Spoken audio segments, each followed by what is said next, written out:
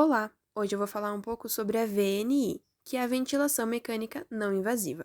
Com esse vídeo você vai ficar sabendo um pouco sobre a sua história, o que ela é, quais são os seus tipos e quando ela é indicada e contraindicada. Entre os anos de 1940 e 1950, surgiu a ideia da ventilação mecânica. Ela foi se desenvolvendo principalmente por conta da epidemia da poliomielite e da Segunda Guerra Mundial. Porém, nesse primeiro momento, os principais dispositivos eram invasivos.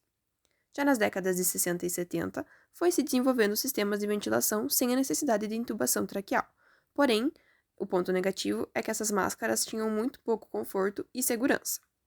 Então, nos anos de 1980 e 1990, esses dispositivos já foram se tornando mais confortáveis e a ventilação foi se aprimorando e ficando mais eficaz, principalmente para pacientes com insuficiência respiratória aguda e crônica. E nos anos atuais, a VNI foi ficando muito mais ampla, se tornando uma indicação para diversos problemas respiratórios, como a insuficiência respiratória aguda, edema pulmonar agudo, DPOC, entre muitos outros. E com o avanço da tecnologia, ficou muito mais confortável e sofisticado. Mas afinal, o que é a VNI? Ela é um método de tratamento para pacientes com insuficiência respiratória, onde o pulmão já não é mais capaz de captar o oxigênio ou eliminar o dióxido de carbono adequadamente. Então, o suporte respiratório entra para corrigir a hipoxemia, que é o nível baixo do oxigênio, e a hipercapnia, que é o nível alto do dióxido de carbono no sangue arterial, causando assim menor fadiga muscular dos músculos respiratórios.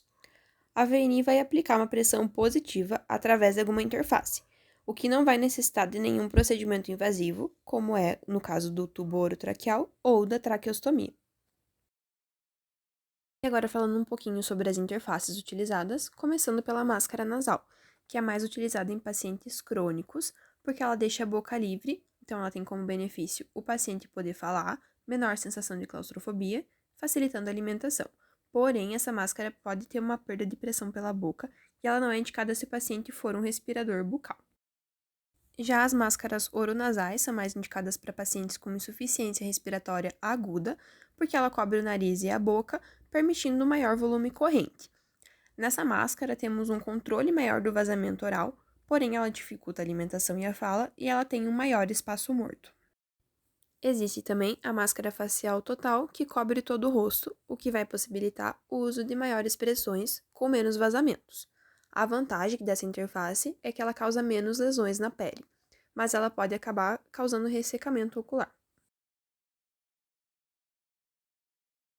E por fim, o capacete, que diminui ainda mais o contato da interface com o rosto, evitando a irritação dos olhos e possibilitando a fala e a deglutição, mas ele tem como desvantagem o maior espaço morto, maior ruído interno e a reinalação do CO2.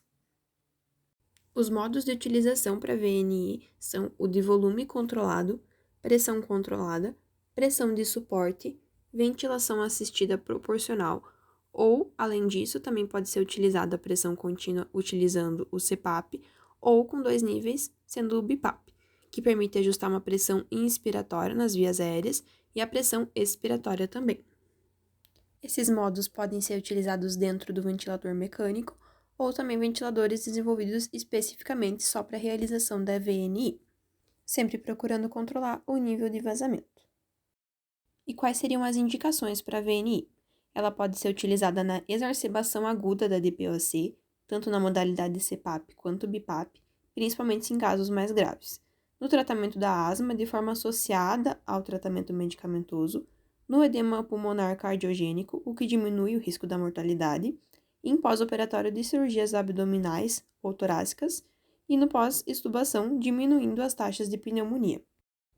Já algumas das contraindicações seriam em caso de necessidade de intubação de emergência, em paradas cardiorrespiratórias, pacientes que estão com alteração de consciência, como agitação, confusão ou sonolência, lesões ou traumas na face, assim como a obstrução das vias aéreas, náuseas e vômitos, em caso de infarto agudo do miocárdio, e também, lógico, se o paciente não aceitar o tratamento.